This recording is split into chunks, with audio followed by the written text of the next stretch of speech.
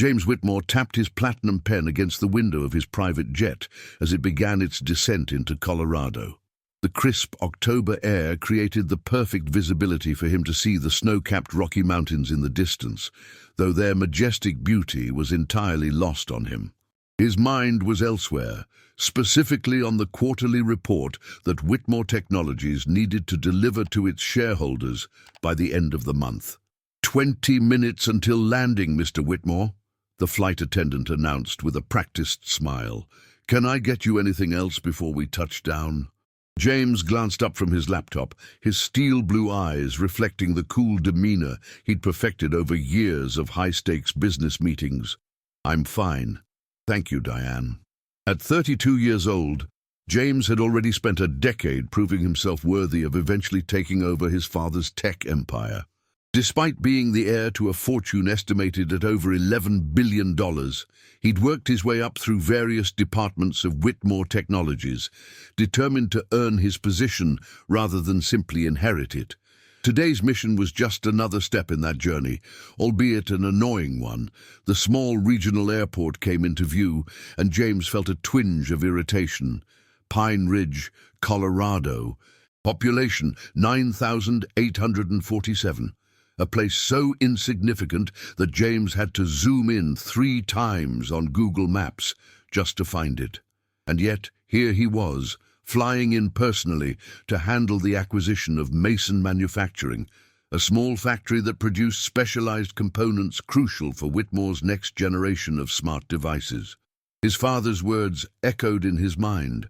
Handle this one personally, James. The townspeople are resistant to the sale. They need a Whitmore to look them in the eye and assure them we're not the villains they think we are. James scoffed at the memory. Public relations had never been his strong suit. That's what they had a department for. He excelled at analyzing data, identifying inefficiencies, and making cold, calculated decisions. People skills. That's what his younger sister Olivia brought to the family business. The jet touched down with barely a bump, and James closed his laptop. The plan was simple. 3 days in this backwater town. Day 1, meet with the factory owner and legal team to finalize the deal. Day 2, address the employees about the transition. Day 3, meet with local officials to smooth over any remaining concerns. Then back to Manhattan and civilization. 72 hours. He could survive anything for 72 hours. Emma Lawson hummed along to Fleetwood Mac as she arranged the new display of fall-themed books in the front window of Turning Pages, the independent bookstore she'd poured her heart and soul into for the past 5 years. At 29, she'd turned the struggling shop she'd inherited from her aunt into the cultural heart of Pine Ridge, hosting everything from children's story times to senior book clubs to community meetings. Today's community meeting was particularly important, which explained why Emma was stress-organizing books instead of finishing the quarterly tax forms waiting on her desk. Those look great, but shouldn't you be preparing your speech for tonight? Claire, Emma's assistant and best friend since 3rd grade, leaned against the counter, arms crossed over her Pine Ridge Wildcats sweatshirt. Emma tucked a strand of auburn hair behind her ear. I'm mentally preparing while I work, multitasking. Uh-huh. Claire's skepticism was palpable. And does this mental preparation include a plan for when you're standing face-to-face with Whitmore's corporate sharks? Emma's hands stilled on the copy of Autumn in New England she'd been positioning. I'm not afraid of suits from New York. This town has survived floods, fires, and the collapse of the mining industry. We're not going down because some tech billionaire decided our factory would make a nice addition to his portfolio. The town meeting tonight was all about strategizing how to respond to Whitmore Technologies' pending acquisition of Mason Manufacturing, the town's largest employer. Emma had spent weeks researching the company's history of acquisitions, and the pattern was clear. Buy, strip, outsource. Nearly every small facility Whitmore acquired ended up significantly downsized or closed entirely within 2 years, with production moved overseas. I know that look, Claire said, approaching the window display. That's your I'm about to become a one-woman crusade look. Someone has to fight for this town, Emma replied, straightening up. Mason Manufacturing employs over 300 people. That's 300 families, Claire, not to mention all the local businesses that would suffer if those jobs disappeared. Claire sighed, placing a hand on Emma's shoulder.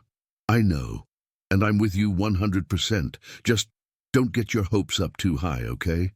Whitmore Technologies is worth billions. They've probably got lawyers who charge more per hour than we make in a month. David beat Goliath, Emma reminded her, and we've got something they don't. What's that? Emma smiled, the determination in her green eyes unmistakable. Heart and community. They might have money, but we have 3 generations of families who built their lives here. That's worth fighting for. The bell above the shop door jingled, and both women turned to see Mayor Patterson enter, his usually jovial face creased with worry. Emma, got a minute?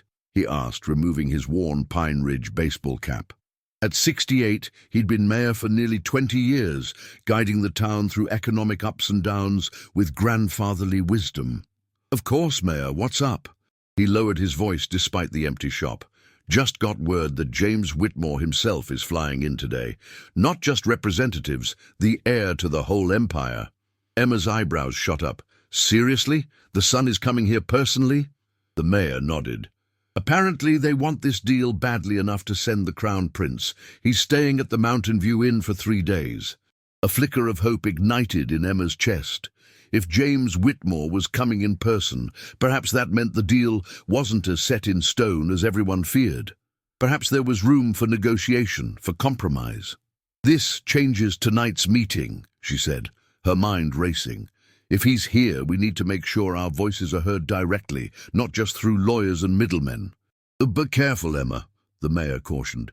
These corporate types can be difficult, especially the young ones with something to prove. Emma's smile turned determined. Don't worry, Mayor. I can be difficult too. James climbed into the rented black SUV waiting for him at the small airport, grimacing at the vehicle's modest interior after the luxury of his private jet. His assistant had insisted on arranging appropriate transportation for the locale, arguing that arriving in anything flashier would only antagonize the locals. "The Mountain View Inn, please," he instructed the driver, a middle-aged man with a grey mustache who'd introduced himself as Earl. "First time in Pine Ridge?" Earl asked conversationally as they pulled away from the airport. "Yes," James replied curtly, opening his email on his phone to signal his disinterest in small talk. Earl, however, didn't take the hint. "Beautiful time of year to visit. The aspens are just hitting their peak colours. Tourists come from all over to see 'em." "I'm here on business," James said without looking up. "With Mason Manufacturing, I'd guess." When James glanced up in surprise, Earl chuckled. "Small town. News travels fast, especially when it affects so many folks." James felt a flicker of irritation. The acquisition was supposed to be confidential until officially announced. "I don't discuss business matters," he said, returning to his phone. "Fair enough," Earl replied, unperturbed. "Just so you know, though, that factory means a lot to this community. Been here for over 40 years. My brother-in-law's worked there since he was 18. The implied plea wasn't subtle, and James had heard variations of it countless times during other acquisitions. He'd learned long ago not to engage. Sentiment had no place in business decisions.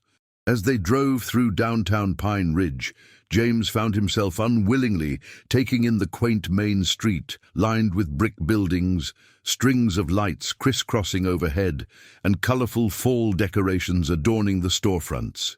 It looked like a movie set of small-town America, charming in a provincial way, but ultimately irrelevant to the broader economic realities of the global market. Earl slowed the SUV as they approached an intersection. "That there's Turning Pages," he said, nodding toward a corner bookstore with large bay windows displaying a fall-themed arrangement. "Best bookshop in the county.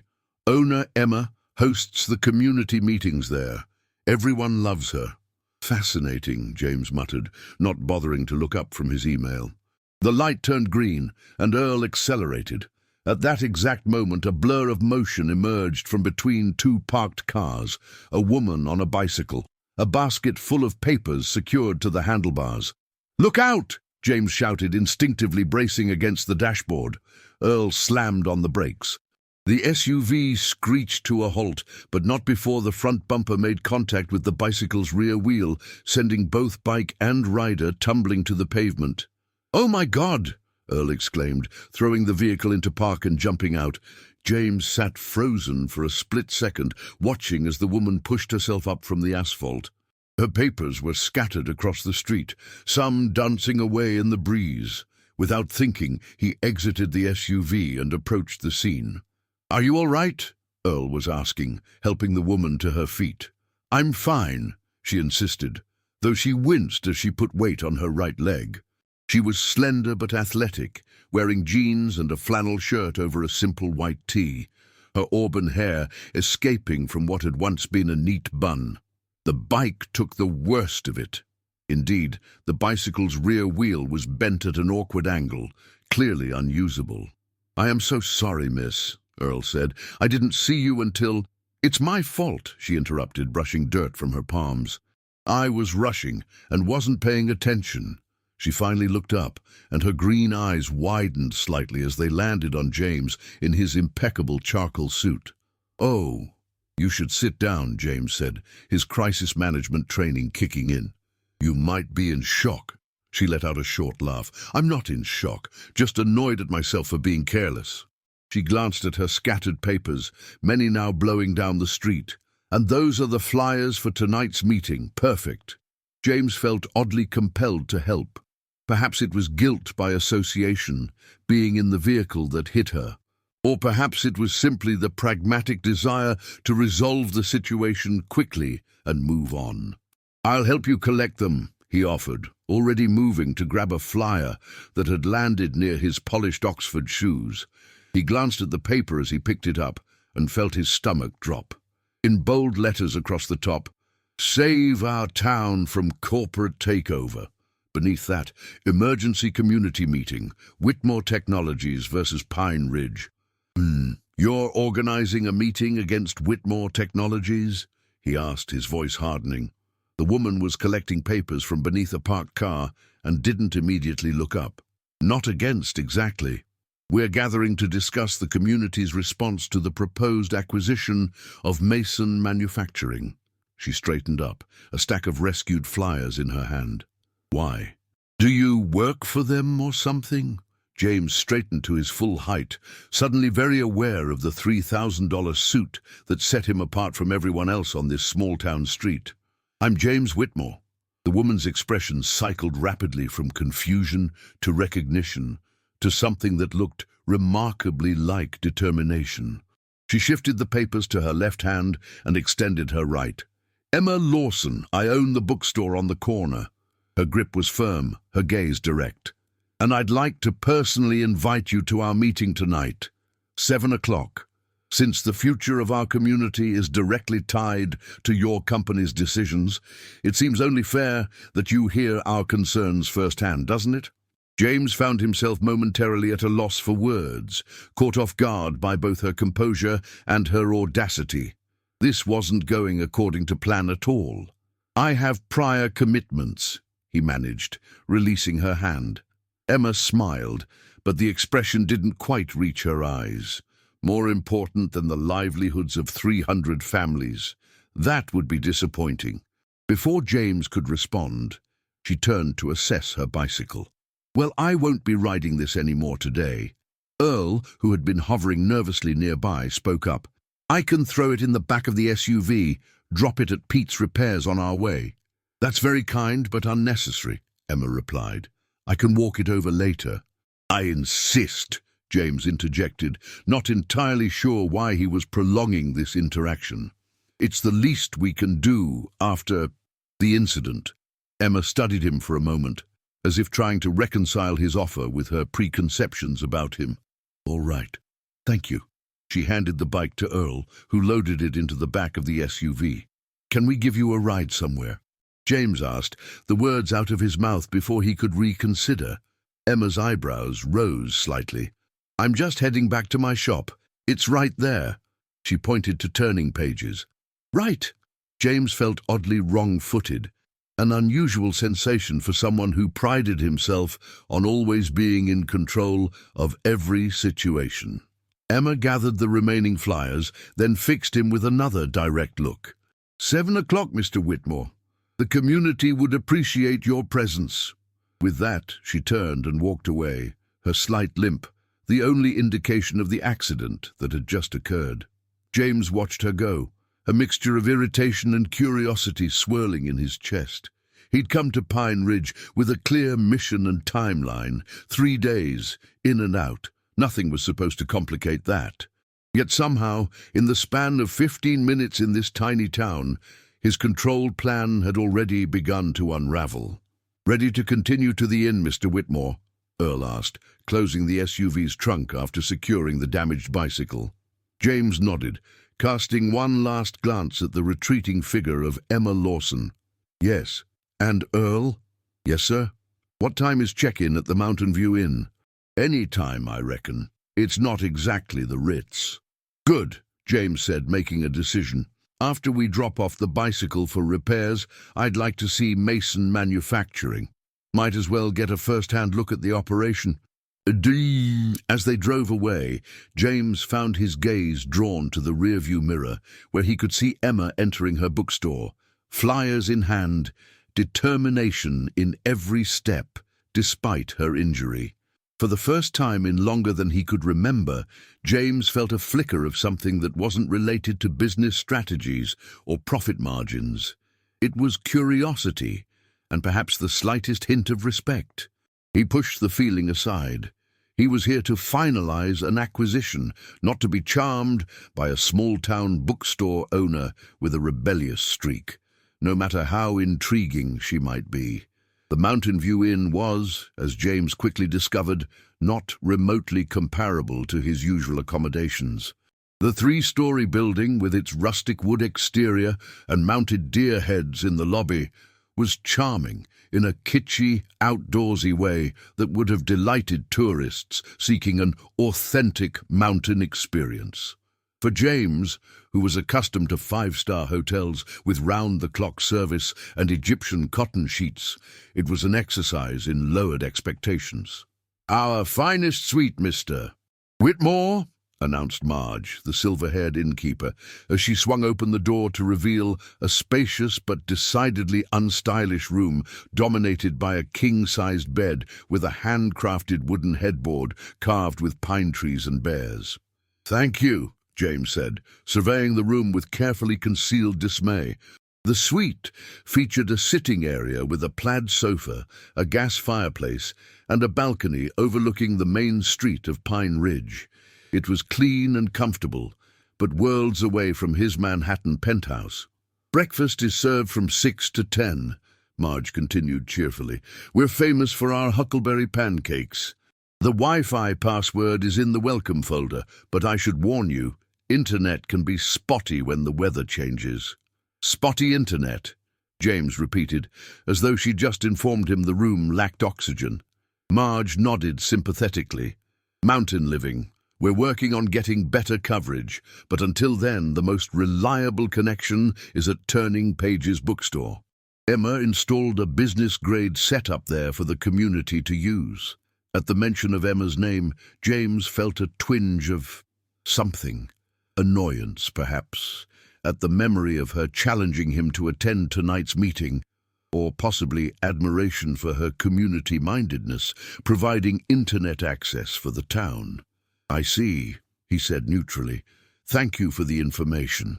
Indeed, after Marge left, James unpacked his suitcase with methodical precision, hanging his suits in the rustic pine armoire and placing his toiletries in the bathroom, which featured locally made pine-scented soaps and lotions. The entire experience felt like being trapped in a lumberjack's Instagram fantasy. He checked his watch. 4:30. 2.5 hours until the community meeting that he definitely wasn't planning to attend. Instead, he'd scheduled dinner with Harold Mason, the 67-year-old owner of Mason Manufacturing, to discuss the final details of the acquisition. The legal teams had already hammered out most of the agreement, but James's father had insisted on this personal touch to close the deal with dignity. James sat on the edge of the bed and opened his laptop, grimacing when he saw the Wi-Fi indeed struggling to connect. With a sigh, he reached for his phone instead and dialed his sister. "Please tell me you've already sealed the deal and are on your way home," Olivia answered, the sounds of Manhattan traffic audible in the background. "I just arrived," James replied, "and this place is exactly what you'd expect from a town with more trees than people." Olivia laughed. "Poor James, roughing it in the wilderness. Have you encountered any bears yet?" "Just the ones carved into every available surface," he said dryly. "How's the office?" "Dad's breathing down everyone's neck about the quarterly projections. He asked about you twice today." James tensed. His relationship with James Whitmore Sr. was complicated at best, a constant push and pull of high expectations and measured approval. What did he want to know? "Just checking that you'd arrived and whether there were any immediate issues with the acquisition." "Tell him it's proceeding as planned," James said, though the image of Emma Lawson and her community meeting flyers flashed through his mind. "Will do." Olivia paused. "So, what's it really like there? Charming small town with friendly locals, or backwoods nightmare with murderous hillbillies?" Despite his mood, James smiled. At 28, Olivia was the family's free spirit, brilliant with people but allergic to the corporate world's rigid structures. She served as Whitmore Technologies Director of Corporate Social Responsibility, a position that allowed her to channel the company's resources into environmental and social causes while maintaining a safe distance from day-to-day operations. "Neither," he replied. "It's just small, limited. The kind of place where everyone knows everyone else's business and they all rally around local causes." "That actually sounds nice," Olivia said. "A real community." James thought of the flyers Emma had been distributing. "Save our town from corporate takeover. They're having a town meeting tonight to discuss how to fight our acquisition of the factory." "Ouch. Are you going?" "Of course not. I'm having dinner with Harold Mason to finalize the deal." Olivia murmured, a note in her voice that James recognized as her gearing up for unsolicited advice. "You know, it might not be a bad idea to at least hear them out. Could give you insight into how to smooth the transition." "The transition is already planned. We're keeping the facility open for at least 12 months while we evaluate its efficiency and integration potential." "And after those 12 months?" James didn't answer immediately. The truth was, preliminary analyses suggested that much of Mason's production would eventually be consolidated with Whitmore's larger facilities in Arizona or outsourced to their plants in Malaysia. "It was simply more cost-effective. That's what I thought," Olivia said into his silence. "These people aren't stupid, James. They've seen what happens when big corporations come to small towns." "It's business, Liv," he said firmly, "not personal. It's always personal to the people whose livelihoods are at stake." He could picture her expression, the same look of idealistic determination she'd had since they were children. "Just consider stopping by the meeting. If nothing else, it'll give you a better understanding of what you're up against." After ending the call, James stood on the balcony, taking in the view of Pine Ridge's main street bathed in the golden light of late afternoon. The town was undeniably picturesque, with its backdrop of mountains and charming storefronts decorated for fall. People strolled along the sidewalks, greeting each other by name. Through the large windows of turning pages, he could see Emma moving about inside, apparently recovered from their earlier encounter. Olivia's words echoed in his mind. It might not be a bad idea to at least hear them out. With a sigh, James checked the time again. He had about an hour before he needed to head to dinner with Harold Mason, just enough time for a quick reconnaissance mission. "You were hit by a car?" Claire exclaimed, rushing around the counter as Emma limped into the bookstore. "Are you okay? Should I call Dr. Martinez?" "I wasn't hit by a car," Emma clarified, dropping the salvaged flyers onto the counter. "A car bumped my bicycle. There's a difference." "Your leg is just bruised," Emma insisted. though she winced as she made her way to the chair behind the counter. The bike got the worst of it. Earl, you know, the one who drives for the airport shuttle, he's taking it to Pete's for repairs. Claire's eyes narrowed suspiciously. Earl hit you? I never would have pegged him as a reckless driver. It wasn't Earl's fault. I darted out between parked cars, Emma admitted. And technically, Earl wasn't the one driving. Then who was? Emma met her friend's gaze. James Whitmore. Claire's jaw dropped. The James Whitmore? As in, the heir to Whitmore Technologies who's here to buy Mason Manufacturing? The very one, and he's exactly what you'd expect. Designer suit, perfect hair, looking at our town like it's a quaint curiosity beneath his notice. Emma didn't mention how blue his eyes were, or the way his jaw had tightened when she'd challenged him to attend the meeting. I invited him tonight. You what? Claire grabbed the counter for support. Emma, the meeting is about strategizing against his company. You invited the enemy to our war council. He's not the enemy, Emma said, surprising herself with the automatic defense. He's a person making business decisions that will affect real lives. If he's going to make those decisions, he should at least see the faces of the people they'll impact. And you think he'll actually show up? Emma shrugged, remembering the flash of something, interest, challenge, she'd seen in his eyes. Probably not, but it was worth a shot. The bell above the door jingled, and both women turned to see Mark Daniels enter the shop, his Mason Manufacturing work uniform still on, smudges of machine oil visible on his hands, despite his evident attempt to clean up. Hey, Emma, Claire, he greeted them, his expression serious. Just wanted to check if we're still on for tonight. The guys at the plant are getting nervous. Mark was 34, a shift supervisor who'd worked his way up from the assembly line over 12 years at the factory. He was also the unofficial liaison between the workers and the rest of the town, respected for his straightforward manner and strong work ethic. Absolutely, Emma confirmed. 7 o'clock. We've got about 20 chairs set up already, and Claire's bringing more from her parents' garage. Mark nodded, relief visible in his posture. Good. Real good. We need this, Emma. Rumors are flying, and people are starting to panic. Johnson's wife is pregnant with their third, and Miller just took out a loan to fix his roof. Everyone's worried about what happens if Whitmore shuts us down. That's why we're meeting, Emma said, projecting more confidence than she felt, to figure out our options and present a united front. I heard the Whitmore kid is in town, Mark said, his voice hardening. The son. He is, Emma confirmed. I actually met him earlier, invited him to the meeting. Mark's eyebrows shot up. You're kidding. Why would you do that? Because ignoring him won't change anything, Emma said simply. We need to make our case directly to the decision-makers. Mark looked skeptical, but nodded slowly. I suppose that makes sense, though I doubt a guy like that cares about what happens to folks like us.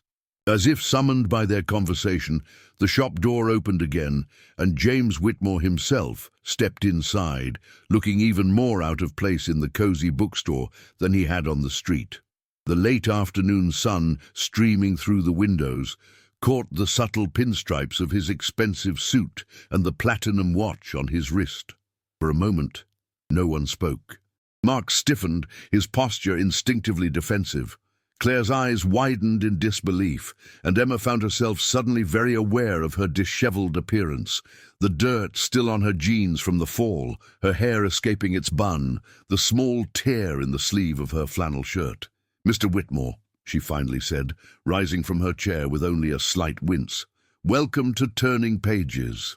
James's gaze moved from Emma to Mark, taking in the Mason Manufacturing logo on his shirt, then to Claire, who was doing a poor job of hiding her hostility. Ms. Lawson, he acknowledged with a nod. I was told this was the place with reliable internet. Emma couldn't help but smile at the transparent excuse. It is. Password is read more books, capital R, M, and B. Thank you. He hesitated, then added, How's the leg? The question seemed to surprise him as much as it did her. Fine, she replied. Just a bruise. Mark cleared his throat loudly, drawing James's attention. "Mark Daniels," he introduced himself, not extending his hand. "Shift supervisor at Mason Manufacturing, the factory your company is planning to gut." "Mark," Emma cautioned quietly. James's expression remained impassive. "Whitmore Technologies has no plans to gut anything, Mr. Daniels. The acquisition is still being finalized, and operational decisions will be made based on thorough analysis."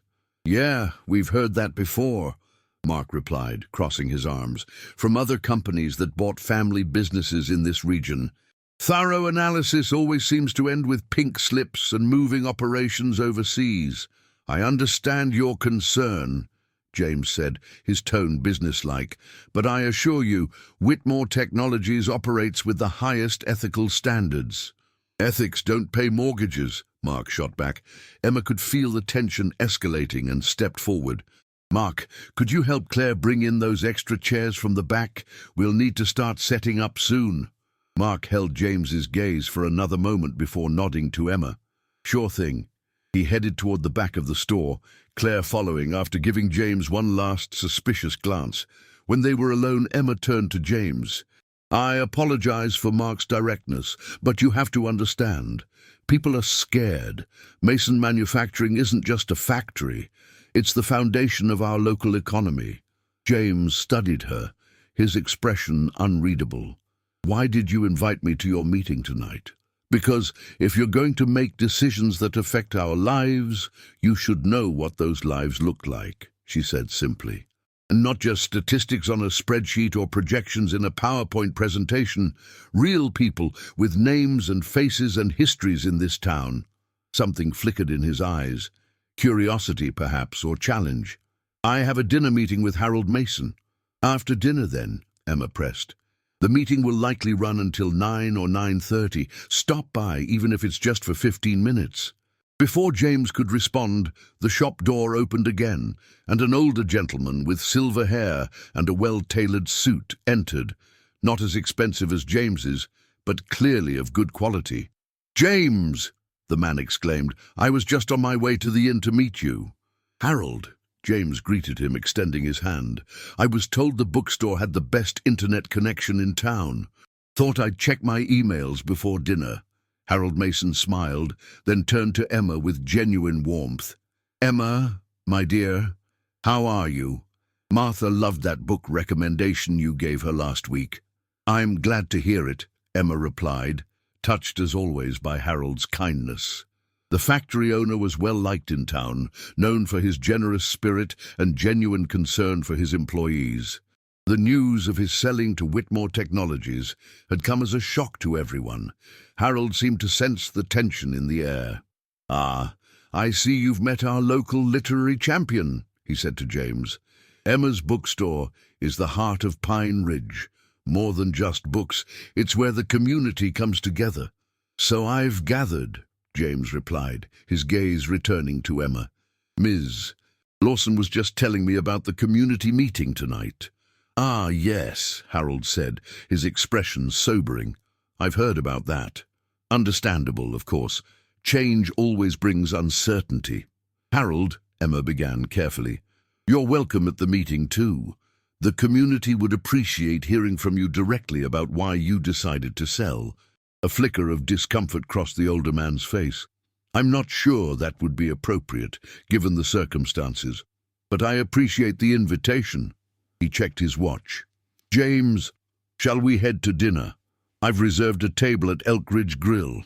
Best steaks in the county." James nodded, then turned back to Emma. "Thank you for the internet password, Ms. Lawson." "Emma," she corrected. "If you're going to be in our town for 3 days, you might as well use my first name." The corner of his mouth quirked up slightly, not quite a smile, but close. "Emma, then. Thank you." He glanced around the bookstore, taking in the comfortable reading nooks, the carefully curated displays, the community bulletin board plastered with local events and announcements. "You've created something special here."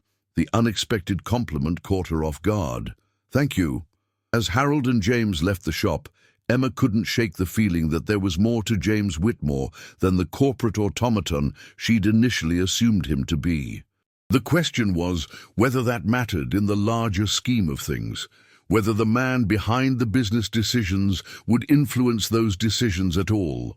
Dinner with Harold Mason was surprisingly pleasant. The Elk Ridge Grill, with its log cabin aesthetic and impressive collection of local craft beers, served a ribeye steak that rivaled anything James had eaten in Manhattan's finest restaurants. Harold proved to be intelligent, articulate, and refreshingly straightforward about his reasons for selling the factory. "It's time, that's all," the older man explained, cutting into his steak. "Martha and I want to travel while we still can, see the world beyond Colorado, and with no children to take over." He shrugged. "The factory needs new blood, new technology, new vision. Your company can provide all three." "We appreciate your trust in Whitmore Technologies," James said, falling into his familiar role as the confident corporate representative. "The transition will be as smooth as possible." Harold set down his knife and fork, his expression turning serious. "James, may I speak frankly?" "Of course. I've built that factory over 4 decades, started with 6 employees in a workshop the size of this dining room. Now we have 312 workers, many of whom have been with me for 20-plus years. He leaned forward slightly. "I know how business works. I know that acquisitions are ultimately about maximizing value for shareholders. But those people, my people, they're not just numbers on a spreadsheet. They're families I've watched grow up. Children and grandchildren I've seen born and raised." James felt a twinge of discomfort, eerily similar to what he'd felt when Emma had challenged him earlier. "Mr. Mason—" "Harold, please." "Harold, I understand your concern for your employees, and I can assure you that Whitmore Technologies values the human element in all our operations." Harold smiled sadly. "That's a very corporate answer, son. I was hoping for something from you, not your PR department." James hesitated, caught between his professional instincts and a strange urge to be honest with this man who reminded him uncomfortably of his grandfather. "The truth is, I can't make promises about what will happen beyond our initial 12-month commitment to maintain current operations. Those decisions will be based on performance metrics, integration feasibility, and global market conditions." Harold nodded slowly. "I appreciate the honesty, and I understand the business realities. I just hope—" He trailed off, looking out the window at the town's main street, where people were beginning to make their way toward Turning Page's bookstore. "I just hope you'll remember that every business decision affects real lives." It was the second time today James had heard that sentiment, first from Emma, now from Harold, an unsettling pattern. "You should go to that meeting tonight," Harold said suddenly, returning his attention to James. "Listen to what they have to say." James frowned. "I don't see how that would be productive. They've clearly already decided Whitmore Technologies is the villain in this scenario.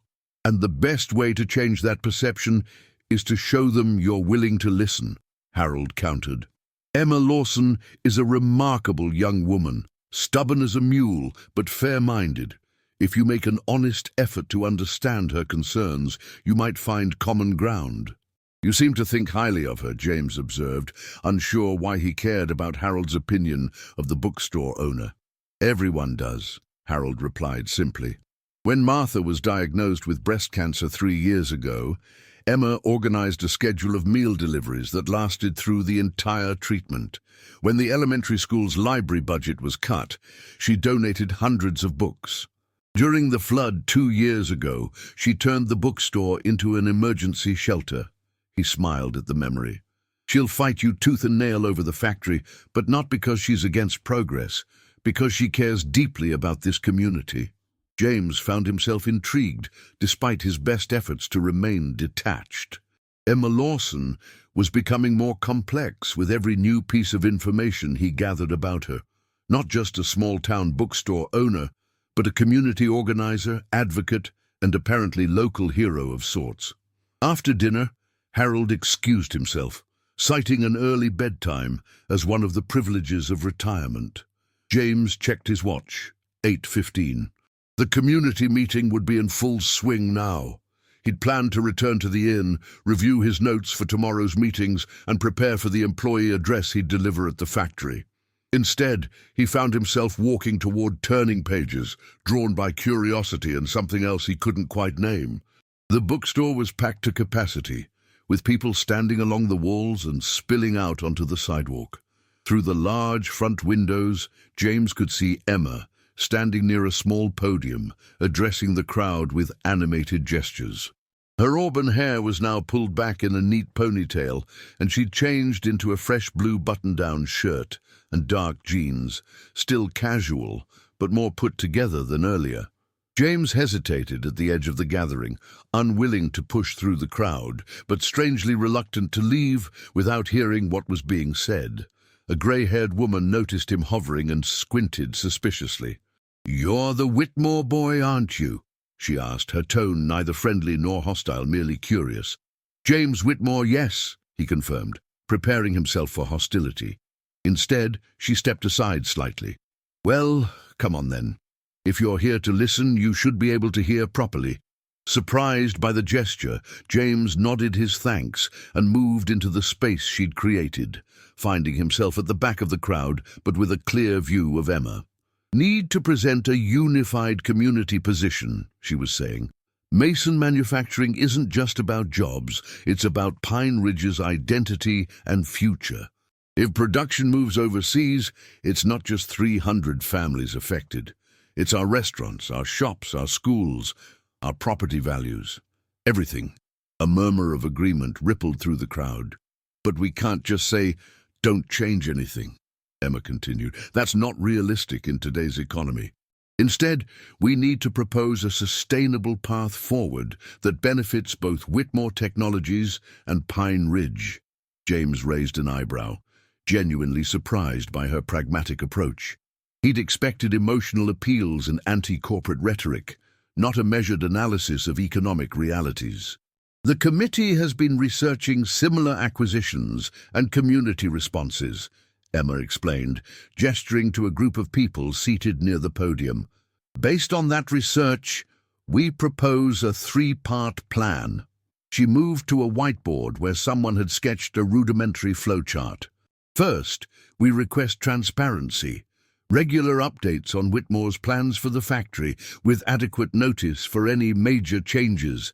Second, we ask for a commitment to maintaining at least 70% of current employment levels for a minimum of 3 years, allowing the community time to develop alternative economic opportunities if needed.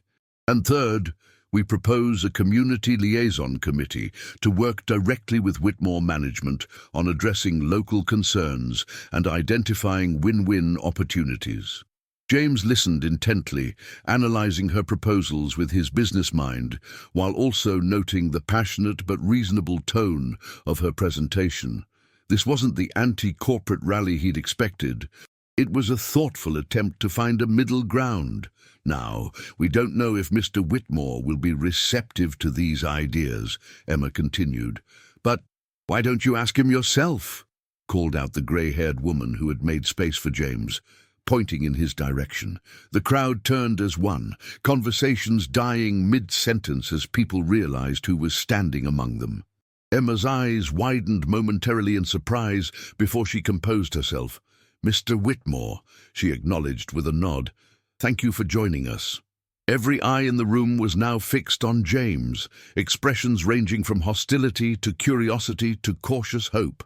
For a man accustomed to commanding boardrooms and leading executive meetings, the scrutiny was oddly unsettling. "I was passing by and thought I'd listen for a few minutes," he said, his voice carrying in the suddenly silent room. Emma's lips curved in a small smile. "Since you're here, perhaps you'd like to address some of our concerns directly. The floor is yours if you want it." It was a challenge, deftly delivered. Decline, and he'd appear dismissive of their legitimate concerns. Accept, and he'd be stepping into a potentially hostile situation without preparation. James Whitmore had never backed down from a challenge in his life. "Thank you, Ms. Lawson," he said, moving forward as the crowd parted to let him through. I'd be happy to speak briefly, though I should note that the acquisition is still in its final stages, so there are limits to what I can discuss publicly.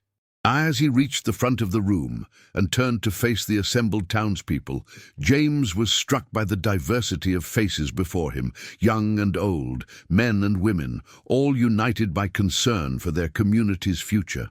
And at the center of it all was Emma Lawson, watching him with those intelligent green eyes, waiting to see what he would say. For the first time in a very long time, James felt the weight of others' expectations not as an abstract corporate responsibility, but as a direct human connection.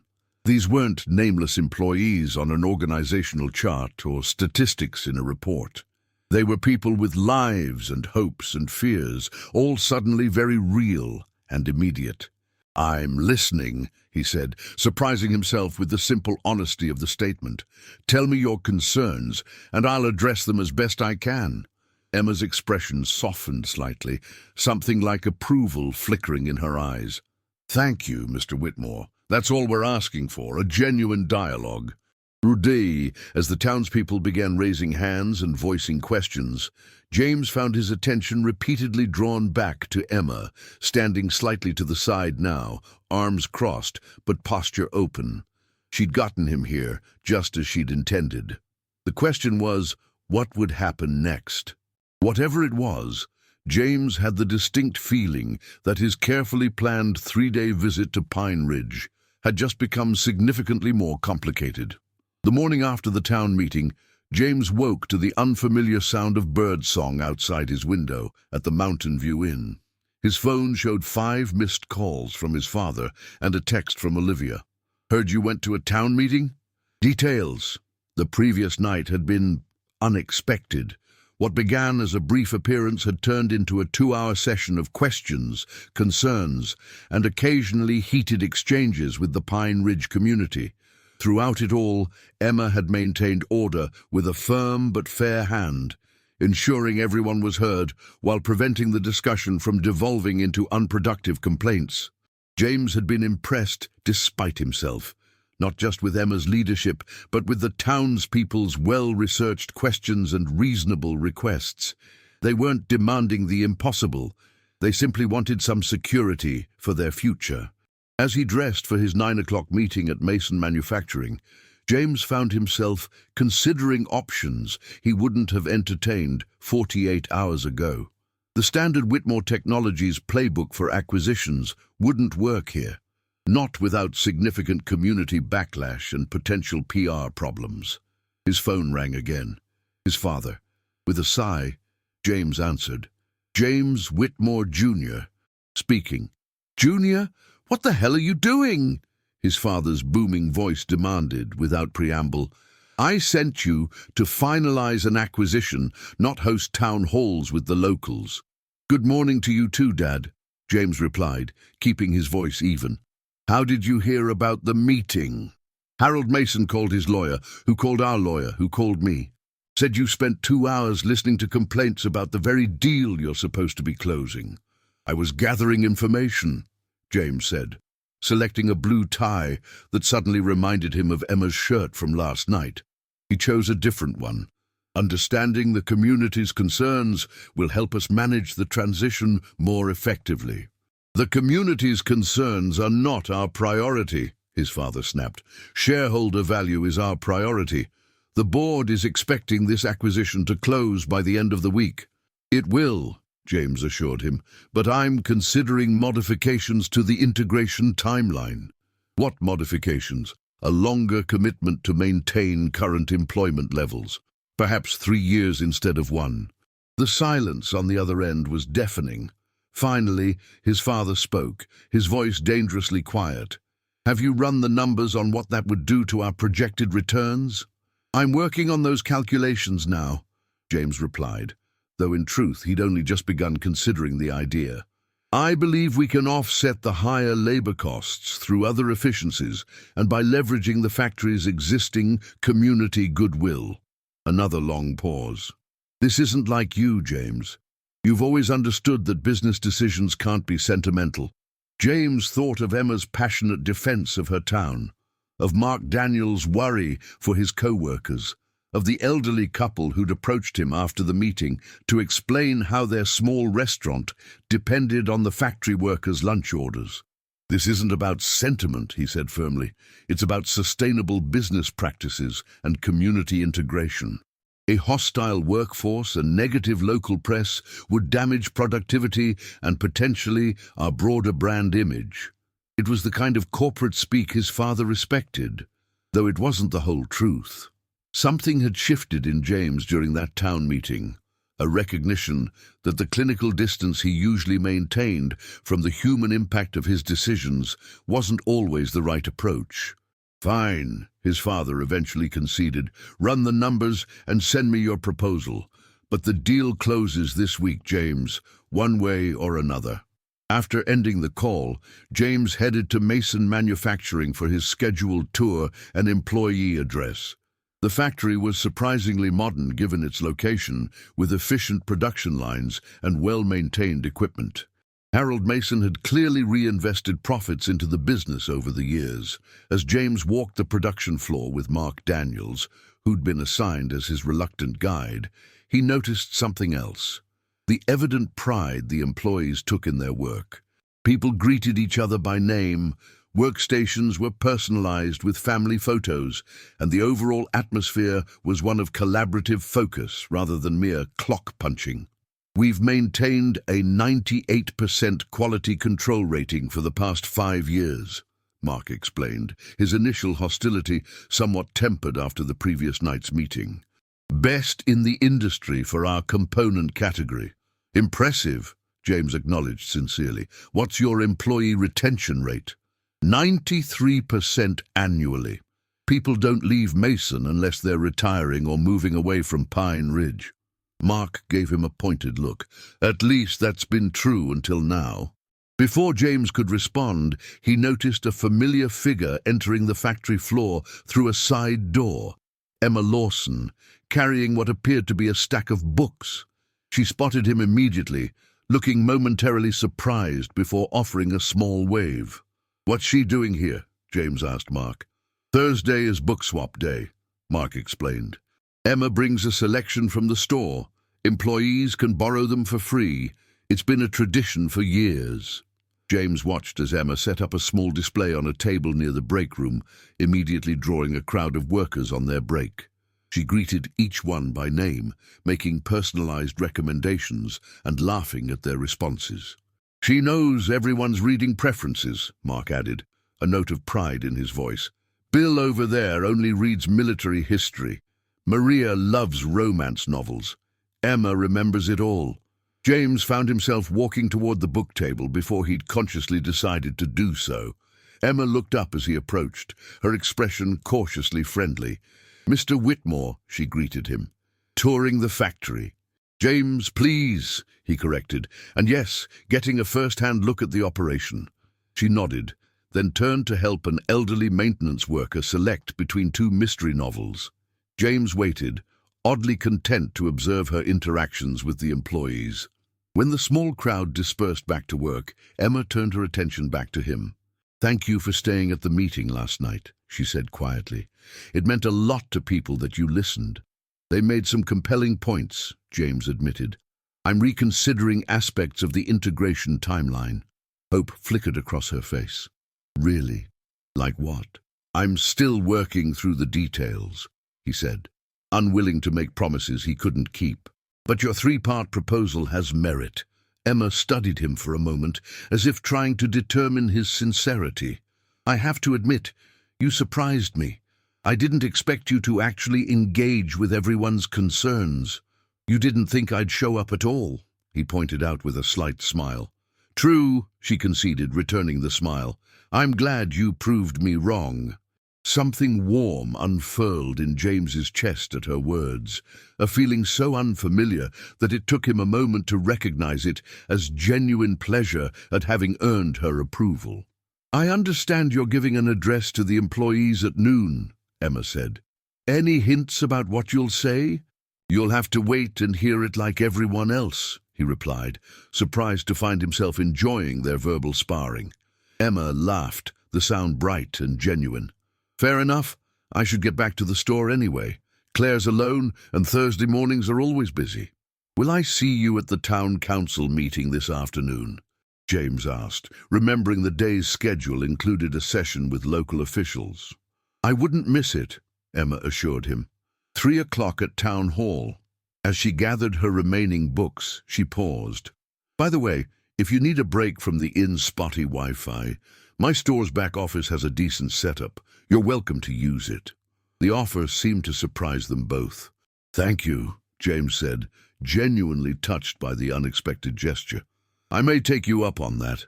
James's address to the Mason manufacturing employees was unlike any corporate speech he'd given before. Instead of the standard reassurances and vague promises of exciting synergies, he spoke directly about his impressions of their work, the quality he'd observed, and his commitment to maintaining the facility's core operations. While he carefully avoided making specific promises about long-term employment levels, he did announce the formation of a community liaison committee, directly adopting one of Emma's proposals from the previous night. Whitmore Technologies doesn't just acquire facilities, we invest in communities, he concluded, acutely aware that he was deviating from his prepared remarks. I believe there's a path forward that benefits both our shareholders and Pine Ridge. I'm committed to finding that path together. The response was cautiously positive, not enthusiastic applause, but thoughtful nods and murmured conversations. James spotted Mark Daniels in the back, arms crossed, but expression less hostile than before. After the address, James retreated to Harold Mason's office to make phone calls and prepare for the town council meeting. His mind, however, kept drifting to Emma's offer of workspace at her store. The thought of the cozy bookshop with its orderly shelves and comfortable reading nooks was strangely appealing after the corporate sterility of the factory offices. Before he could talk himself out of it, James gathered his laptop and documents. I'll be back for the 2 o'clock meeting with the department heads, he told Harold's secretary. If anyone needs me urgently, I'll be at Turning Page's bookstore. The bell above the shop door jingled as James entered, drawing the attention of several customers browsing the shelves. Claire, arranging a display near the front, looked up with undisguised surprise. Mr. Whitmore, she greeted him with significantly less warmth than her boss had shown. Can I help you find something? Emma offered use of your back office for work, he explained. Is she here? In the children's section, Claire replied, gesturing toward the back of the store. Story time just finished. James found Emma sitting cross-legged on a colorful carpet, surrounded by picture books, as she helped a small girl with pigtails select her next read. The sight was so at odds with his perception of Emma as a fierce community advocate that he paused, struck by this new dimension of her character. Emma looked up, smiling when she spotted him. James, I didn't expect you to actually take me up on my offer. The factory offices were crowded, he said, which wasn't entirely untrue. If the offer still stands? Of course. She turned to the little girl.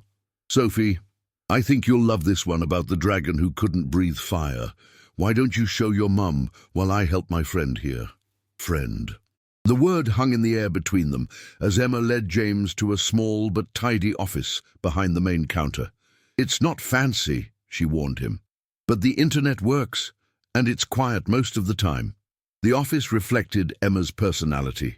Organized but not rigid, with colorful sticky notes marking a large wall calendar and a small collection of plants thriving on the windowsill. A worn leather chair sat behind a practical desk, and a smaller chair occupied the corner. Make yourself comfortable, Emma said. Password is the same as for the store Wi-Fi. I need to help Claire with the lunchtime rush, but feel free to stay as long as you need. Thank you, James said, setting his laptop on the desk. This is very kind of you. Emma tilted her head slightly. Despite what you might think, Mr. Whitmore, Pine Ridge is a welcoming place, even to corporate executives who might change our lives forever. There was no bitterness in her tone, only a gentle teasing that made James smile. I'm beginning to see that. Left alone in her office, James found himself working with unusual efficiency. There was something about the unpretentious space, with its distant sounds of customers and occasional laughter, that helped him focus. He revised his proposal for the Mason manufacturing integration, extending the employment commitment to 3 years with a gradual reduction schedule, rather than the original sudden cut after 12 months. The numbers were tighter, the profit margins slimmer, but still viable. His father wouldn't be thrilled, but James could defend the business case based on employee productivity, local tax incentives, and reduced turnover costs. When Emma knocked lightly on the door 2 hours later, James was surprised by how much time had passed. "Productive?" she asked, nodding toward his laptop where spreadsheets and documents filled the screen. "Very," he admitted. "Thank you for this." Emma leaned against the doorframe. "The town council meeting is in 45 minutes. I thought you might want to grab lunch first." "Is that an invitation?" James asked before he could stop himself. Something flickered across Emma's face, surprise perhaps, or uncertainty. "I suppose it is," she said after a moment. "The diner across the street makes a decent club sandwich. Nothing like what you're used to in New York, I'm sure, but it won't kill you." "I'd like that," James said, closing his laptop. "Lead the way." Lunch was surprisingly comfortable. They avoided discussing the acquisition directly, instead talking about their backgrounds and interests. James learned that Emma had graduated with honors from Colorado State, with a degree in English literature, before returning to Pine Ridge to care for her ailing aunt. What was meant to be a temporary arrangement became permanent when she fell in love with running the bookstore her aunt had founded 30 years earlier. "And you?" Emma asked, popping a French fry into her mouth. "Was Whitmore Technologies always the plan? Or did you have other dreams?" James considered the question, realizing it had been years since anyone had asked him about dreams rather than goals or targets. "I briefly considered architecture in college," he admitted. "I've always been fascinated by the way physical spaces shape human experience." "That explains your reaction to the bookstore," Emma said, eyes lighting with understanding. "You were analyzing the layout." "Was it that obvious?" James laughed, surprised by how easy it felt. "You had that look, taking mental measurements, noticing sight lines." She smiled. "I do it too, constantly rearranging displays to create the right flow." For the first time in years, James found himself discussing something purely for the pleasure of the conversation. No strategic advantage, no networking purpose, just genuine interest. It was refreshing. The town council meeting that afternoon went smoother than expected, with James presenting a modified version of his morning address that emphasized Whitmore Technologies' interest in being a good corporate citizen. Emma spoke as well, outlining the community liaison committee structure she'd proposed. Throughout the meeting, James found his gaze repeatedly drawn to Emma, her confident posture, her articulate presentation, the way she acknowledged opposing viewpoints while gently but firmly steering the conversation toward practical solutions. As the meeting concluded, Mayor Patterson announced, "The Fall Harvest Festival is this Saturday at the town square. We hope Whitmore Technologies will participate, perhaps as a sponsor." The question caught James off guard. I'd have to check with our community relations department, but speaking personally, I'd be happy to attend." "Excellent," the mayor beamed. "Emma's in charge of the book fair portion. I'm sure she can fill you in on the details." James looked to Emma, who seemed equally surprised by this matchmaking attempt, but recovered quickly. "It's a fun tradition," she told him. "Lots of local food, music, crafts. The bookstore runs a used book sale to benefit the school library." "Sounds interesting," James said, meaning it. The corporate part of his brain noted the PR opportunity, but there was something else too, a genuine curiosity about this community event that clearly meant so much to Emma. After the meeting, as people filtered out of town hall, Emma approached him. "So, how does Pine Ridge compare to New York so far?" "Less traffic," James replied with a small smile. "Better air. Friendlier people, mostly." "Mostly?" Emma raised an eyebrow. Well, I did get some suspicious looks from your friend Claire, Emma laughed. She's protective. Give her time. Time. The word hung between them, a reminder that James's stay in Pine Ridge was temporary. 3 days, that had been the plan. Tomorrow would be his last day before returning to New York. About the festival, Emma said after a moment. If you're actually interested, I could use some help setting up the book fair on Saturday morning. Consider it community service for running over my bicycle. The offer was casual, but James sensed something beneath it. An olive branch, perhaps, or a test. I'll need to extend my stay, he said, surprised by his own willingness to do so. I was supposed to fly back tomorrow evening. Oh, Emma looked genuinely surprised. I didn't mean to complicate your schedule. You didn't, James assured her, making a quick decision. The final paperwork with Harold won't be ready until Monday anyway. It makes sense to stay through the weekend. The smile that bloomed across Emma's face made something warm unfurl in his chest. Great. Meet me at the store at 8 Saturday morning. We'll have everything set up before the festival officially opens at 10. As James watched her walk away, he realized with startling clarity that for the first time since arriving in Pine Ridge, he wasn't counting the hours until he could leave. Somehow, without his noticing, this small town and its passionate bookstore owner had begun to feel less like an obligation and more like an opportunity, though for what exactly he wasn't yet sure. Friday passed in a blur of meetings, phone calls, and finalized agreements. By evening, James had secured preliminary approval from Whitmore's board for his modified integration plan, 3 years of guaranteed employment for at least 75% of current staff, alongside the establishment of a community liaison committee. It wasn't everything Pine Ridge had hoped for, but it was significantly more than what Whitmore Technologies typically offered. His father remained skeptical, but reluctantly conceded that the PR benefits might outweigh the additional costs. Just make sure this doesn't set a precedent for other acquisitions, he'd warned during their video call. Pine Ridge is a special case, given the community dynamics and specialized workforce. James hadn't mentioned Emma's name during the call, aware that his father would immediately suspect sentimental motives rather than business logic. But in the privacy of his room at the Mountain View Inn, James admitted to himself that Emma Lawson had influenced his thinking more than he'd anticipated. Her passion for her community, her pragmatic approach to problem-solving, and her unwavering belief that business decisions should consider human impact had seeped into his own perspective.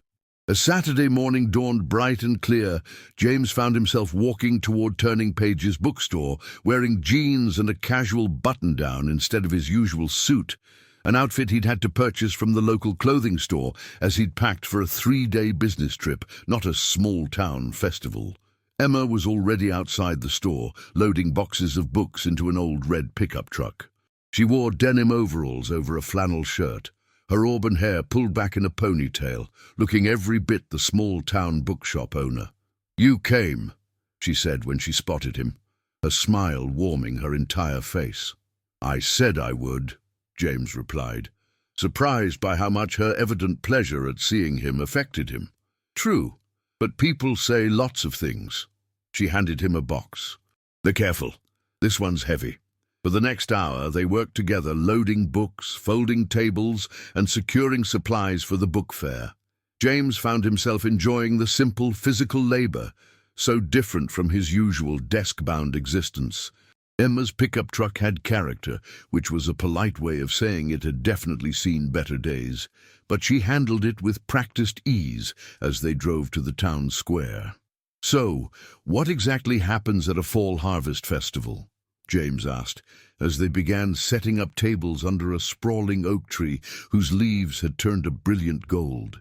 "Everything autumn-related you can imagine," Emma replied. "Apple cider, pumpkin carving, hay rides, craft booths, local music. The book fair's just one small part. All proceeds go to the school library fund." "And you organize this every year? 5 years running?" She paused in arranging books to look at him. "What about you? Does Whitmore Technologies do community events?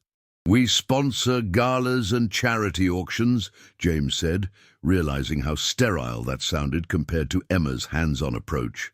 Our foundation distributes several million annually to various causes. But do you personally participate? Emma pressed. Like this, I mean? She gestured to their book-covered tables. Not usually, James admitted. There are departments for that. Emma nodded, unsurprised. That's the difference, isn't it? In New York, you can write checks and hire people to care on your behalf. In places like Pine Ridge, we have to be the ones who show up.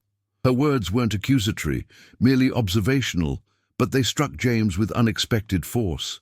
How long had it been since he'd personally contributed to anything beyond a donation or board membership? The festival opened at 10, and within minutes, the town square was filled with families, couples, and groups of friends enjoying the perfect fall weather.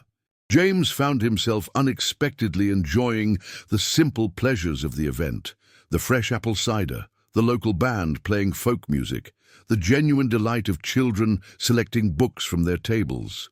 By noon, James had abandoned any pretense of detachment. He was fully immersed in the festival, helping customers find books, making change, and even recommending titles based on his own reading preferences. Several times, he caught Emma watching him with an expression he couldn't quite decipher. Surprise mingled with something softer, more contemplative. "Mayor Patterson's been looking for you," Claire informed Emma as she stopped by their booth. She gave James a nod that was marginally warmer than her previous acknowledgments of his existence. "Something about the Whitmore Technologies banner they're hanging by the stage." "I'll find him," Emma said. She turned to James. "Will you be okay handling things here for a few minutes?" "I think I can manage selling books without corporate approval," he replied with a smile that made Emma roll her eyes good-naturedly before hurrying off. Left alone with Claire, James braced himself for frostiness, but instead she studied him thoughtfully. "You're not what I expected," she finally said. "Is that a good thing?" Claire shrugged. "Emma seems to think so. And she's usually right about people." Before James could respond, Mark Daniels approached the booth with his wife and young daughter. He hesitated momentarily when he saw James, then nodded in greeting. "Mr. Whitmore, heard about the 3-year employment guarantee. That's better than we expected." "It was the right decision," James said simply, "for the business and the community." Mark seemed to weigh his next words carefully. "My team's grateful. Gives us time to prove our worth to Whitmore Technologies." He glanced at his daughter, who was eagerly examining a stack of children's books. "And gives families like mine some security." The sincere gratitude in Mark's voice made James acutely aware of the human impact of decisions he typically made, based solely on spreadsheets and projections. These weren't abstract human resources, but real people with hopes, dreams, and children who needed stability. "Your team's quality metrics are exceptional," James said. "If you maintain those standards, I'm confident the Pine Ridge facility will become a valuable part of Whitmore's operations for the long term." Mark nodded, then hesitated. Emma had a lot to do with this compromise, didn't she? James considered denying it, maintaining the fiction that this was purely a business decision, but found himself unwilling to diminish Emma's role. "She made a compelling case for the community's perspective," he acknowledged. "She's a formidable advocate." A knowing smile spread across Mark's face. "That she is. And once she gets under your skin, there's no shaking her." He clapped James on the shoulder with surprising camaraderie. "Good luck with that, Mr. Whitmore." As Mark moved away with his family, James pondered his words. Had Emma Lawson gotten under his skin? The fact that he was standing in the middle of a small-town harvest festival selling used books instead of finalizing the acquisition details from New York seemed to answer that question. Emma returned 15 minutes later, slightly breathless. "Sorry that took so long. Sorry." The banner situation evolved into a whole thing about festival sponsorship for next year. She paused, taking in the substantially emptier book tables. Wow, you've been busy. These are flying off the shelves. Supply and demand, James replied with a small smile. Quality products at fair prices, Emma laughed. Listen to you, applying corporate principles to a charity book sale. Some concepts are universal, he pointed out, enjoying the way her eyes crinkled when she laughed. They worked together through the afternoon, falling into an easy rhythm that felt surprisingly natural.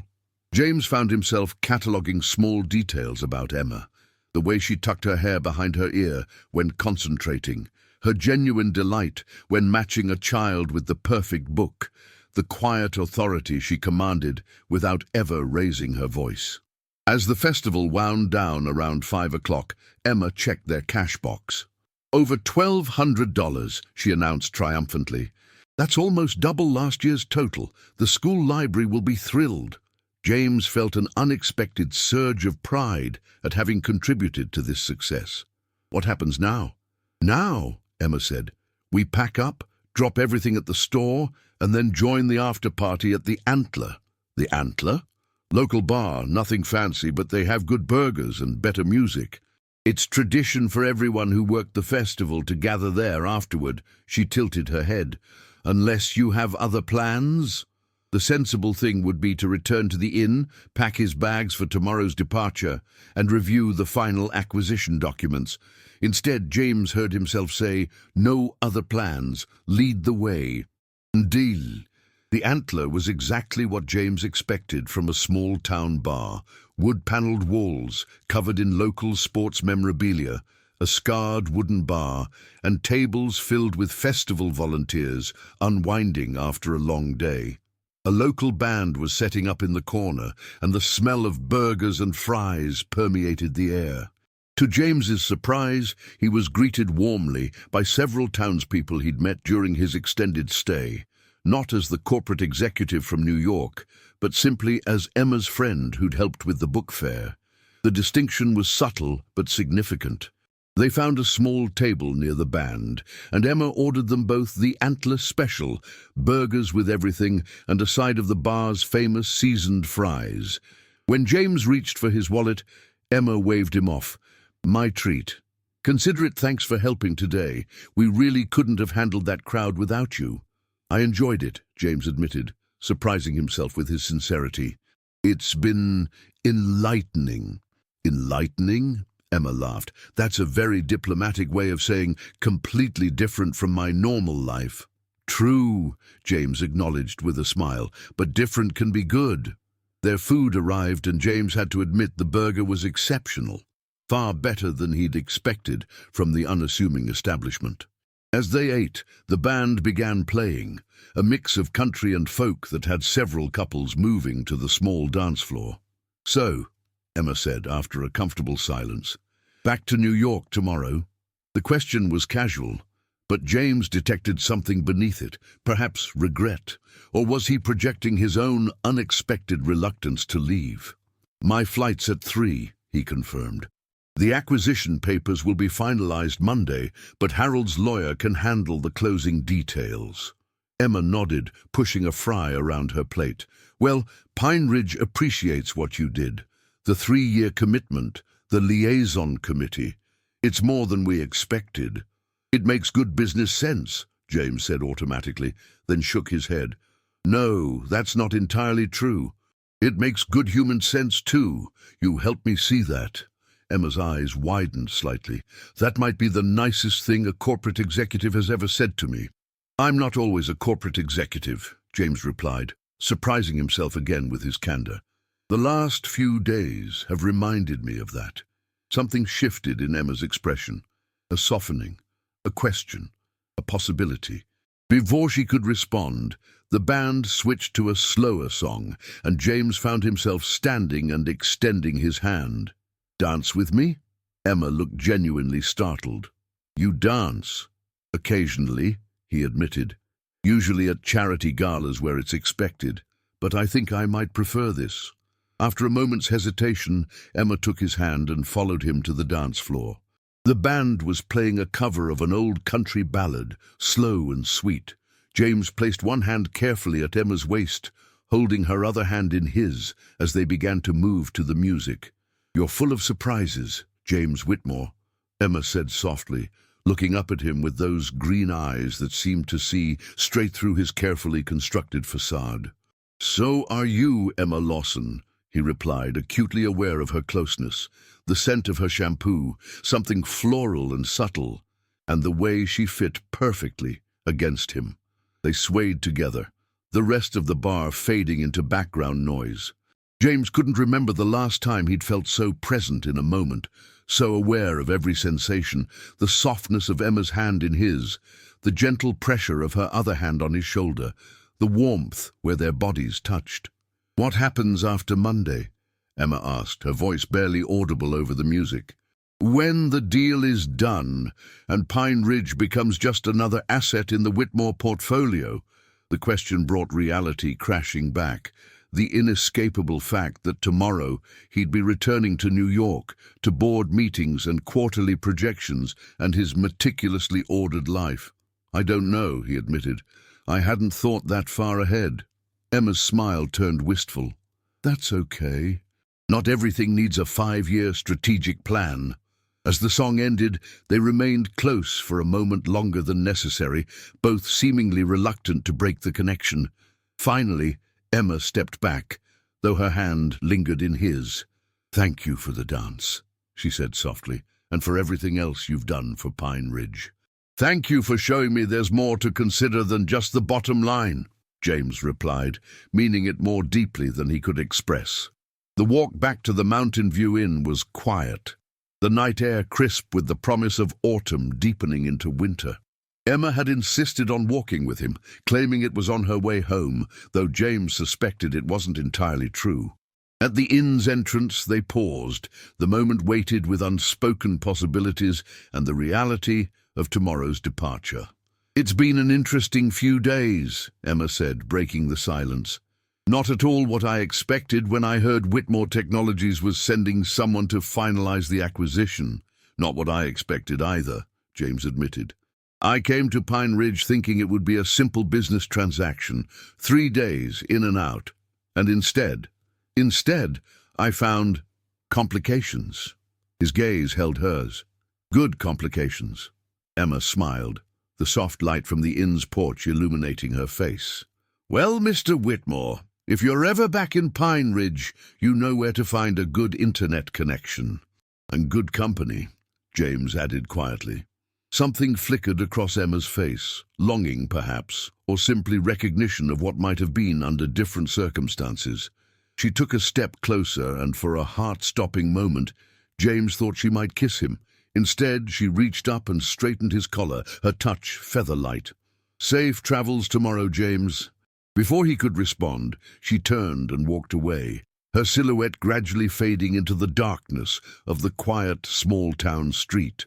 James stood watching long after she'd disappeared from view, feeling as though something significant had shifted inside him, something he couldn't quite name, but couldn't ignore either. Tomorrow he would return to New York, to the world of high-rises and high finance, but for the first time in his carefully planned life, James Whitmore wasn't certain that was where he truly belonged anymore. 3 weeks after leaving Pine Ridge, James Whitmore sat in his corner office on the 43rd floor of Whitmore Tower, staring unseeing at the Manhattan skyline. The Mason manufacturing acquisition had closed smoothly. The press had lauded Whitmore Technologies for its community-conscious approach, and his father had grudgingly acknowledged that the modified integration plan might actually enhance their corporate image. By all objective measures, the Pine Ridge mission had been a success. So why did James feel so unsettled? His phone buzzed with a text from Olivia. "Lunch today? Need your help with something?"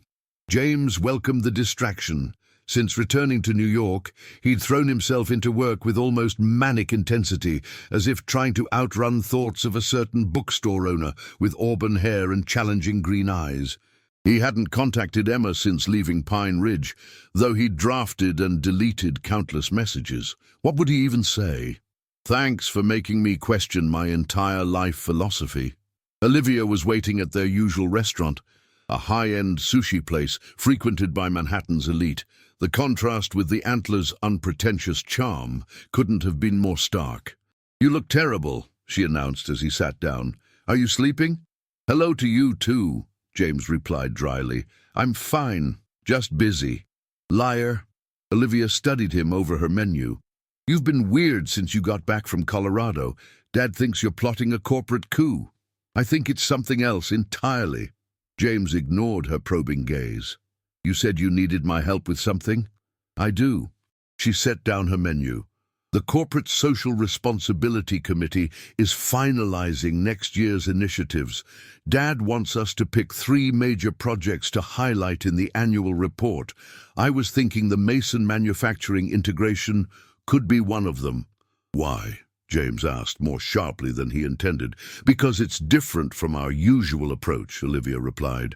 "The Community Liaison Committee, the extended employment guarantees, it shows we're evolving beyond the acquire and streamline model. Plus, initial productivity reports from Pine Ridge are excellent." She tilted her head. "I thought you'd be pleased." "I am," James said, though his tone belied his words. "It's a good idea." "Great! Then you won't mind going back to check on progress and gather some testimonials for the report." James froze. "What?" "We need quotes, photos, human interest angles," Olivia explained with suspicious innocence. "Who better to get them than you? You already have relationships there." The thought of returning to Pine Ridge, of seeing Emma again, sent a jolt of something dangerously close to hope through James's chest. He'd been so careful to bury those feelings, to focus on the logical impossibility of anything between them. Their worlds were too different, their lives incompatible. "I'm sure the PR team can handle it," he said, fighting to keep his voice neutral. "They could," Olivia agreed, "but it wouldn't be the same. The townspeople trust you now." She leaned forward. "Plus, I've already cleared it with Dad. You leave Thursday." "Olivia." "James," she interrupted, her expression softening. "Whatever happened in Pine Ridge changed you. I've known you my entire life, and I've never seen you this distracted. Maybe going back will give you some closure. Or maybe—" She trailed off suggestively. "Maybe what?" James challenged. "Maybe closure isn't what you need at all." The flight to Colorado gave James ample time to consider what he'd say to Emma when he saw her again. They'd parted on friendly terms, but with unspoken tension hanging between them, possibilities neither had been brave enough to acknowledge directly. In the 3 weeks since, James had tried to return to his normal routine, but found himself comparing everything to Pine Ridge. Manhattan's efficiency now felt cold rather than streamlined. His luxurious penthouse seemed sterile rather than sophisticated. Even his corporate victories felt hollow without someone like Emma to challenge him to consider their human impact. Earl was waiting at the small regional airport, grinning broadly when he spotted James. "Mr. Whitmore, heard you were coming back. How was the big city?" Busy," James replied, surprised by how genuinely pleased he was to see the chatty driver. "How's Pine Ridge?" "Same as always," Earl said, loading James's luggage into the now familiar SUV. "Though the factory folks are happier than they've been in months, thanks to your 3-year guarantee." Pride warmed James's chest. "Good to hear. Staying at the Mountain View Inn again?" "Yes, just for 3 days." James hesitated. "How's everyone?" Earl's knowing smile suggested he understood exactly who James was asking about. "Emma's fine. Busy with the bookstore's 10-year anniversary celebration this weekend. Whole town's helping out." James nodded, trying to appear merely politely interested, rather than hanging on every word. "I didn't realize the store had been around that long. Emma's aunt started it, but Emma's the one who turned it into what it is today." Earl glanced at James in the rearview mirror. "You planning to stop by?" "I should, for the corporate social responsibility report," James added hastily. "We're featuring the Mason acquisition as an example of community integration." "Uh-huh," Earl replied, unconvinced. "Well, I'm sure she'll be glad to see you. Whole town will." As they drove through downtown Pine Ridge, James found himself scanning the sidewalks, irrationally hoping for a glimpse of Emma. The town was decorated for late autumn, with Thanksgiving-themed displays in shop windows and strings of warm white lights crisscrossing the main street in preparation for the coming holiday season. "Looking for someone?" Earl asked innocently, as James craned his neck to see if Turning Pages was open. "Just taking in the town," James replied, straightening in his seat. "I didn't have much time to appreciate it during my last visit." Earl chuckled, but said nothing more as they pulled up to the Mountain View Inn. Marge greeted James like a returning hero, informing him she'd upgraded him to their presidential suite, which, as far as James could tell, differed from his previous room only in having a slightly larger bathroom and a second armchair. After unpacking, James faced a decision. His official meetings at Mason Manufacturing weren't scheduled until tomorrow. He could spend the afternoon reviewing documents in preparation, making calls to New York, or he could walk the 3 blocks to Turning Pages and see Emma Lawson. The sensible professional choice was clear. But as James had discovered during his first stay in Pine Ridge, Emma Lawson had a way of making sensible choices feel insufficient. 20 minutes later, James stood outside Turning Pages, heart racing with an unfamiliar nervousness. Through the window, he could see customers browsing, but no sign of Emma.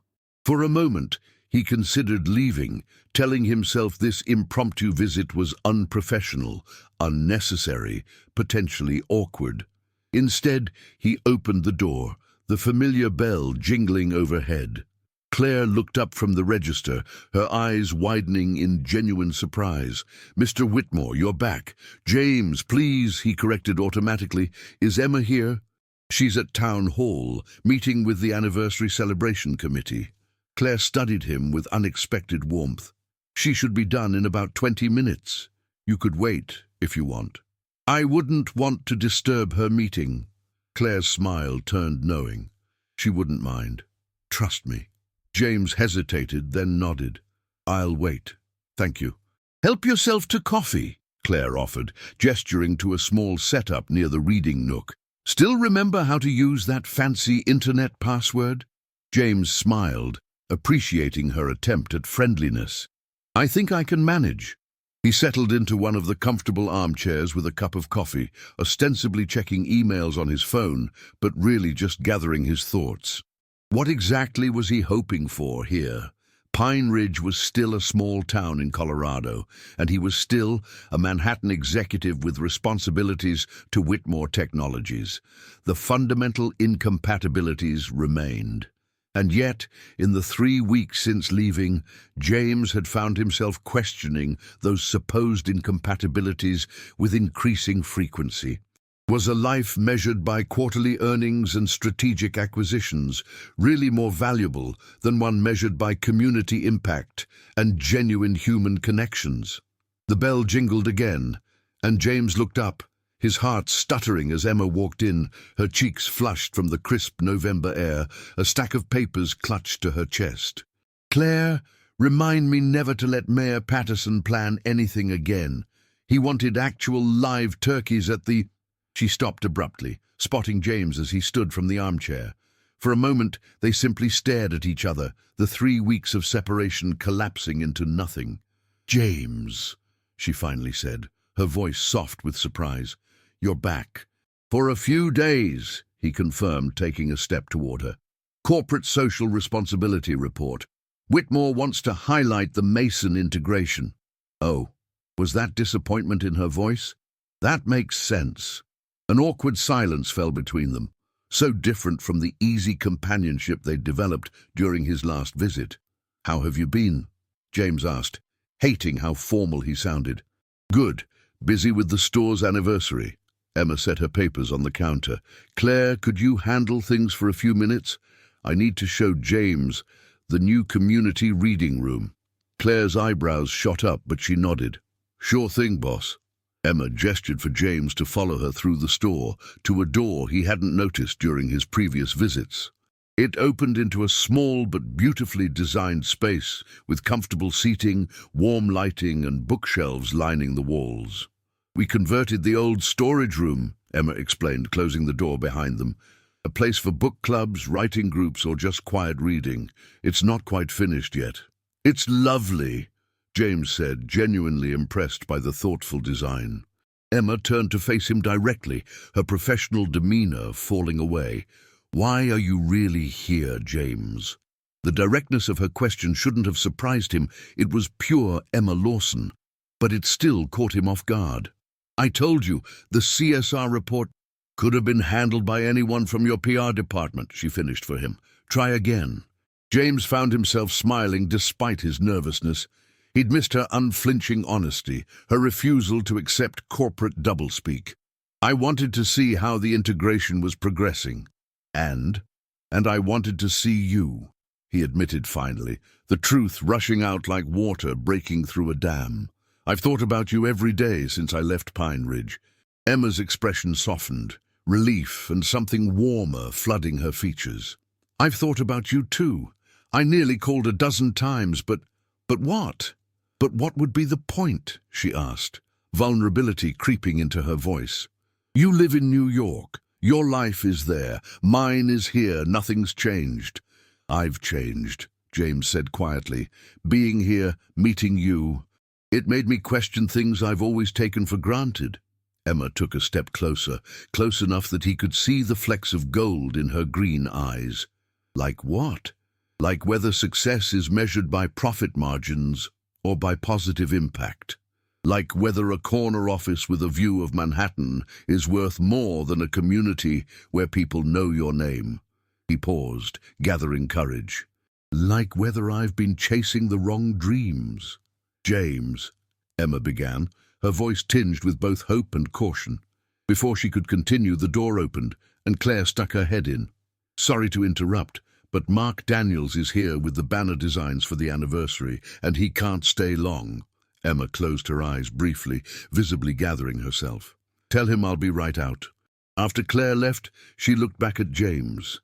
"We should probably talk later. I have meetings all afternoon for the anniversary celebration." "Of course," James said, trying to mask his disappointment at the interruption. "I have dinner with Harold Mason anyway, but maybe after or tomorrow."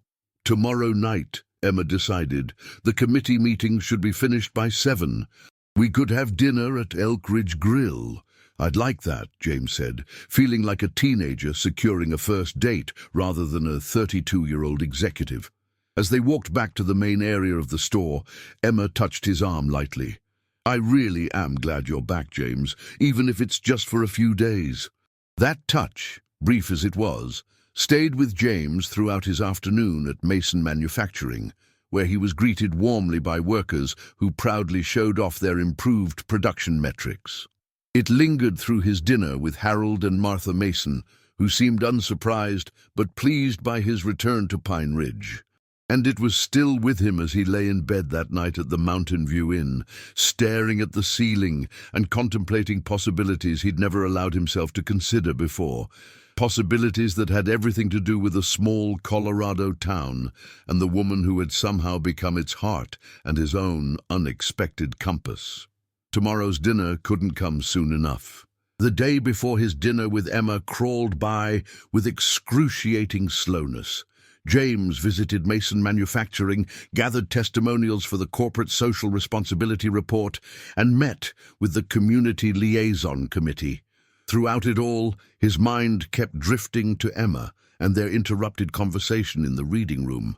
By 6:30, James was already waiting at Elk Ridge Grill, having arrived embarrassingly early. He'd changed from his business attire into the most casual outfit he'd packed. Dark jeans and a navy sweater that Olivia had once told him made him look like an actual human being instead of a corporate robot. At precisely 7, Emma walked in, wearing a simple green dress that matched her eyes, her hair loose around her shoulders. James stood so quickly he nearly knocked over his water glass. "Hi," she said, sliding into the seat across from him. "Hi," he echoed, suddenly tongue-tied despite having rehearsed this moment all day. After they ordered, an awkward silence fell between them, so different from their easy conversations during his previous visit. "So," Emma finally said, "how's New York?" "The same," James replied. "Busy, loud, efficient." "And Whitmore Technologies? Your father approved the integration plan?" "He did. The board was impressed by the productivity numbers." James leaned forward. "But I didn't come back to Pine Ridge to talk about business metrics." Emma's expression softened. "Why did you come back, James?" "Because I couldn't stay away." The words tumbled out before he could polish them into something more measured, more controlled. "Because for 3 weeks I've tried to convince myself that what happened here, what I felt here, was just an anomaly, a temporary distraction." "And was it?" Emma asked, her voice barely above a whisper. "No," James admitted. "It was a wake-up call." He reached across the table, his hand covering hers. "Emma, I've spent my entire adult life following a path that was laid out for me before I was born. Whitmore Technologies, the succession plan, the corporate strategy. I never questioned whether it was what I actually wanted. And now? Now I can't stop questioning everything." He smiled ruefully. "It's very inconvenient." Emma laughed, the tension between them finally breaking. "Sorry to disrupt your 5-year plan." "Don't be," James said, squeezing her hand gently. It needed disrupting. Throughout dinner, they talked about everything and nothing, the bookstore's anniversary plans, James's childhood dream of designing buildings, Emma's college years in Denver. The awkwardness faded, replaced by the easy connection they'd discovered during his first visit. After dinner, they walked through town, Pine Ridge's main street quiet and peaceful under the stars. Their hands found each other naturally, fingers intertwining, as if they'd been doing this for years instead of hours. "I have a confession," Emma said as they reached the town square. "I almost came to New York 2 weeks ago." James stopped walking, turning to face her. "You did?" She nodded, looking slightly embarrassed.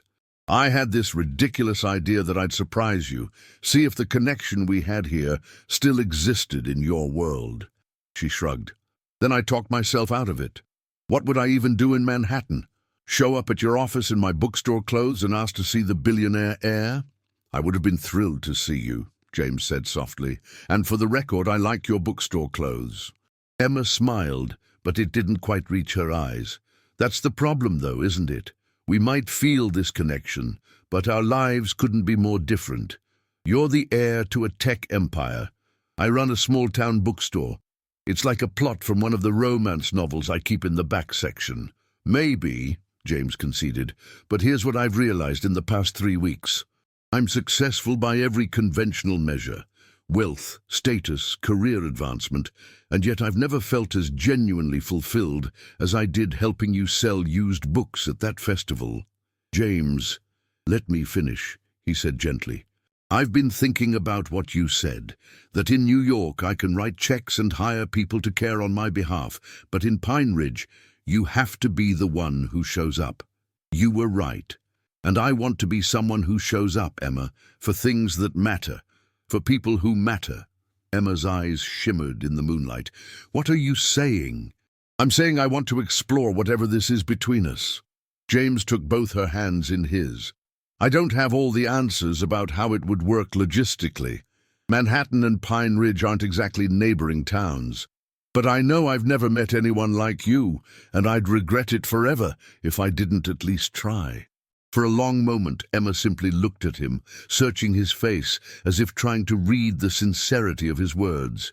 Then, slowly, she rose on her tiptoes and pressed her lips to his. The kiss was gentle at first, tentative, but deepened as James wrapped his arms around her waist, drawing her closer.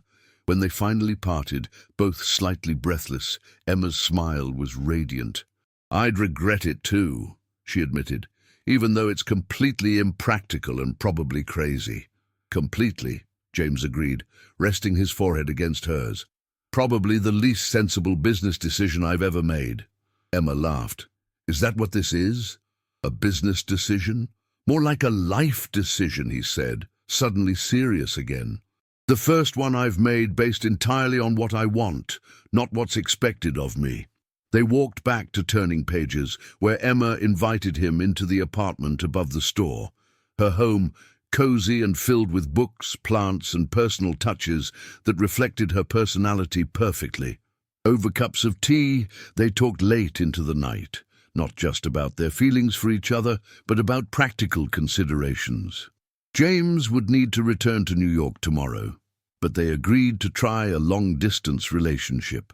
He would visit Pine Ridge monthly for the Mason manufacturing oversight, and Emma would come to New York when the bookstore's schedule allowed. "It won't be easy," Emma acknowledged as they stood in her doorway, reluctant to say goodnight. "Most things worth having aren't," James replied, brushing a strand of hair from her face. "But I think we're worth the effort, don't you?" Her answer was another kiss, this one filled with promise and possibility. 6 months later, James Whitmore stood in his Manhattan penthouse, surveying the half-packed boxes scattered around the living room. His phone rang. "Olivia, again. Are you absolutely sure about this?" she asked when he answered. "Dad's still convinced you're having some kind of early midlife crisis." "I've never been more sure of anything," James replied, looking at the framed photo on his desk. Him and Emma at Pine Ridge's winter festival, snowflakes catching in her hair as she laughed at something he'd said. After 3 months of long-distance dating, weekend visits, daily video calls, and countless text messages, James had made a decision that shocked the New York business world. He was stepping down from his executive position at Whitmore Technologies to open an architectural design firm in Denver, just an hour's drive from Pine Ridge. He would remain on Whitmore's board, overseeing the Mason manufacturing integration personally, but his day-to-day life would be radically different, smaller, more hands-on, more fulfilling. "Dad will come around," James said confidently, "especially when he sees how happy I am." "You really are, aren't you?" Olivia's voice softened. "I've never seen you like this, not even when you closed the Singapore merger."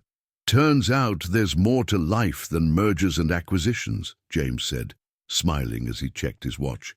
Emma's flight from Colorado would land in an hour, her last visit to New York before he moved west next week. "I need to go pick up Emma from the airport." "Give her my love," Olivia said. "And James, I'm proud of you, you know. Taking a chance on love instead of another line on your resume. It's brave." After hanging up, James took one last look around the penthouse that had been his home for the past decade. He'd missed certain aspects of New York, the energy, the restaurants, the cultural opportunities, but what waited for him in Colorado was worth any sacrifice. At the airport, he spotted Emma immediately, her auburn hair unmistakable even in the crowded terminal. She ran to him, throwing her arms around his neck as he lifted her off her feet. "One more week," she whispered against his lips. "Then no more airports and long-distance calls." "1 more week," he agreed, setting her down but keeping her close. "Though technically, Denver and Pine Ridge still require some driving." Emma's eyes sparkled with mischief. "About that, I've been thinking. With the new assistant manager handling daily operations at Turning Pages, I could potentially spend more time in Denver. Say 3 or 4 days a week." James raised an eyebrow. "Miss Lawson, are you proposing we live together?" "Well, Mr. Whitmore, your new loft does have an excessive amount of bookshelves," she replied, trying and failing to look innocent. "It would be a shame to leave them empty." James laughed, kissing her again, heedless of the busy airport around them. 6 months ago, he'd flown to Pine Ridge with a clear 3-day plan for a straightforward business acquisition. Instead, he'd found Emma Lawson, and through her, a different version of himself, one who valued community over corporations, connection over competition, and love over legacy. "You know," he said, as they walked hand in hand toward the exit, "when my father sent me to Pine Ridge, he told me to handle the acquisition personally so I could assure the townspeople we weren't the villains they thought we were." "And were you? Villains?" Emma asked, leaning into his side. James smiled, thinking of the Community Liaison Committee's latest report, the thriving factory and the small town that had changed everything for him. "No," he said. "Thanks to you, we found a better way. We all did." As they stepped into the New York evening, James felt none of the anxiety that had plagued him during the early days of their relationship. The fear that they were too different, their worlds too far apart. Instead, he felt only certainty and gratitude. His father had sent him to Pine Ridge to close a business deal. Instead, James had opened his heart and found something far more valuable than any corporate acquisition, a love that had changed the course of his carefully planned life, and a small town with a very big heart.